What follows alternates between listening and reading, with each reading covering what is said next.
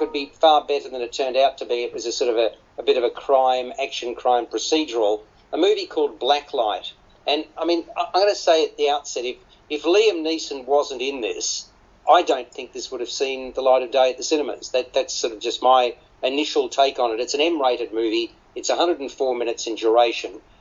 The movie starts with a young woman, Sophia Flores, played by Mel Jansen, rallying a buoyant crowd to stand up to the United States government. And then something happens to her.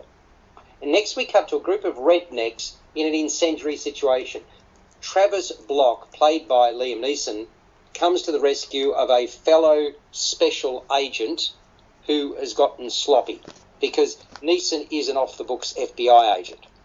And Block is a close ally of the FBI director, Gabriel Robinson, played by Aidan Quinn, who recruited him more than 20 years ago. But the history between them, the history between the character played by Liam Neeson and that played by Aidan Quinn, goes back much further than that.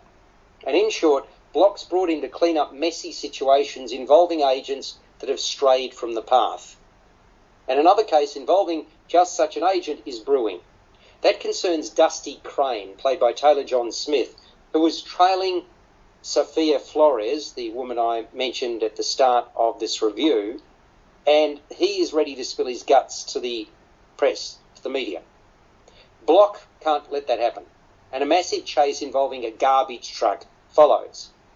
Along the way, Block tries to intimidate the journalist, Mira Jones, played by Emmy Raver Lampman, whom Crane has contacted to give her a story.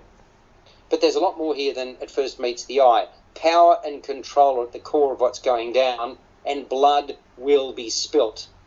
Meanwhile, while Block's good at what he does for the agency, for the FBI, the same cannot be said for his personal life.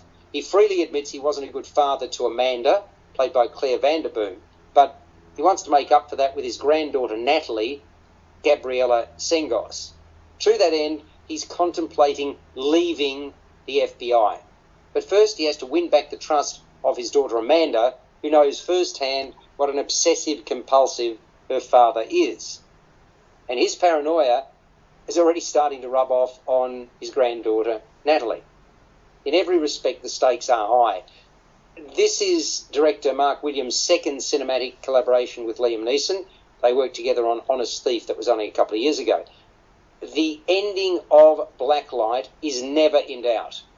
And most steps along the way, well, as far as I'm concerned, unfortunately, they are too obvious. Greg, aren't they? Yeah, look, ever since Taken reinvented Liam Neeson as the sort of premier action hero of the cinema, he's been churning out a succession of these formulaic action films for over a decade there. This one, though, is mindless, formulaic, and probably the least interesting of his career, so it's probably just as well he's announced his retirement from action roles there.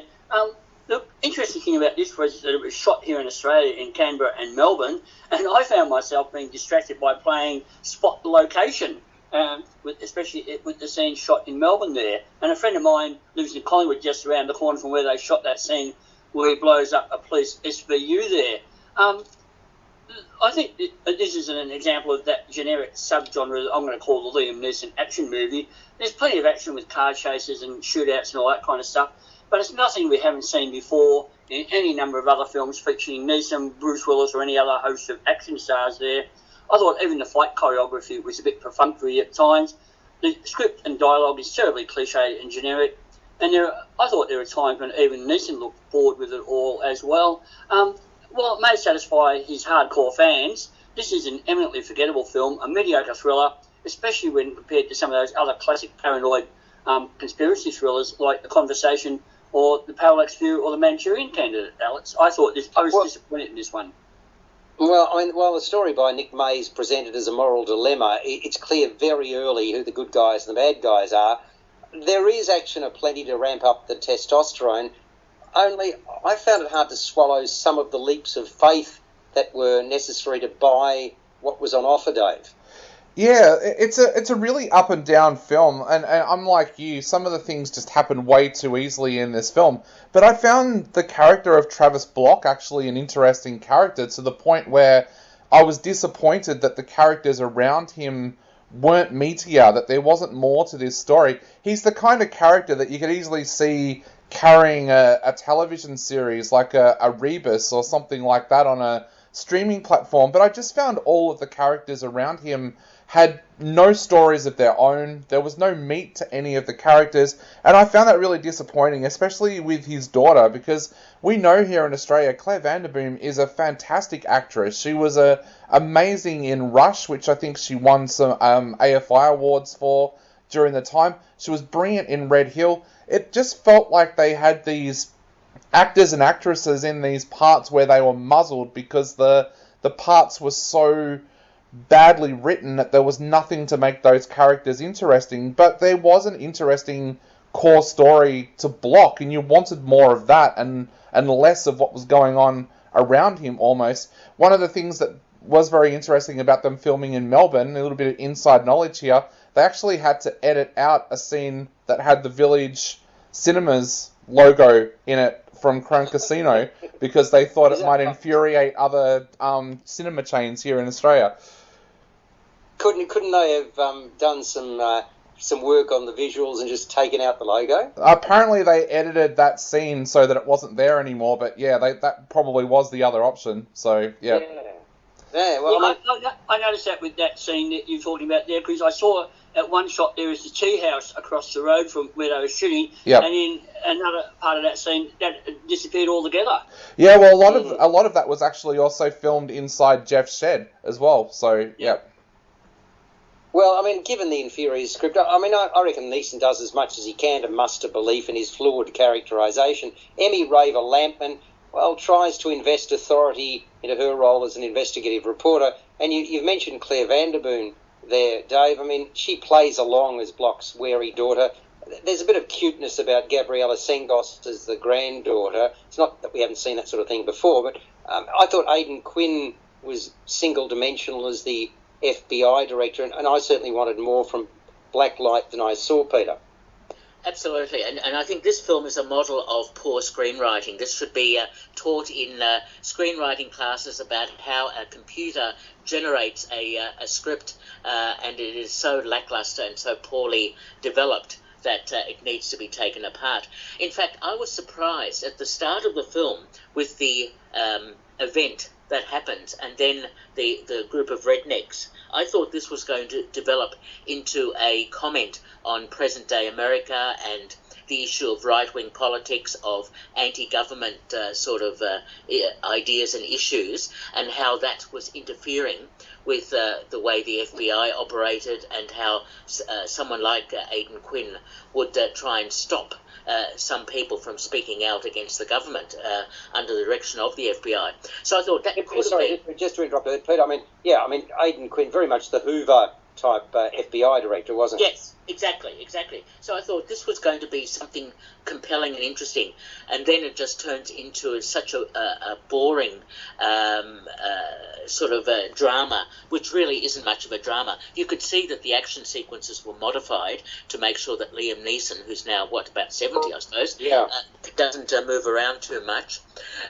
But yes, I recognise the Melbourne, but in particular the Canberra locations, because Canberra isn't often used to make films. So I thought that was the only interesting part of this very poorly developed and uninteresting film.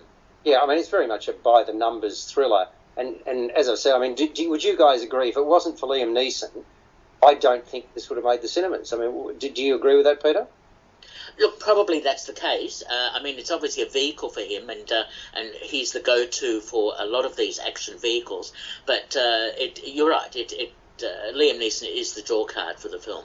Can I just say, Alex? I think COVID played a part in that as well, because I think the last couple of Liam Neeson movies probably would have been like Bruce Willis's films and straight to DVD if we hadn't have had a bit of a shortage of films during COVID, because I saw 2 Liam Neeson movies, I think it was last year, that hit cinemas, that probably only hit cinemas because there was lack of product for the Australian cinema market at that time. Yeah. I hear you loud and clear. Okay, let's get a score, boys. This is not going to go highly. Dave, start with you. Look, I'm going to give it 6 out of 10. Barely a pass, but yeah, mainly for the character. I like the character of Travis Block. Okay, Greg? 5 out of 10 for me. It's one of the lesser and less interesting films that Liam Neeson's made. Look, I agree. I think it's a 5 out of 10 film. I hesitate to ask, Peter. Go for it. Be afraid. Be very afraid. Yeah. No. Look, if it wasn't... Given that you gave a decent film a mark of 3, what are you going to give an indecent film? Well, it's an indecent obsession of mine to give low marks at times. No, if it wasn't for the Canberra locations that I was able to spot, I'd have given this film a 0. But no, I give it 2 out of 10. OMG. Okay. Well, right. So I've got a 6, a couple of 5s, and a 2. Very, very good. Okay.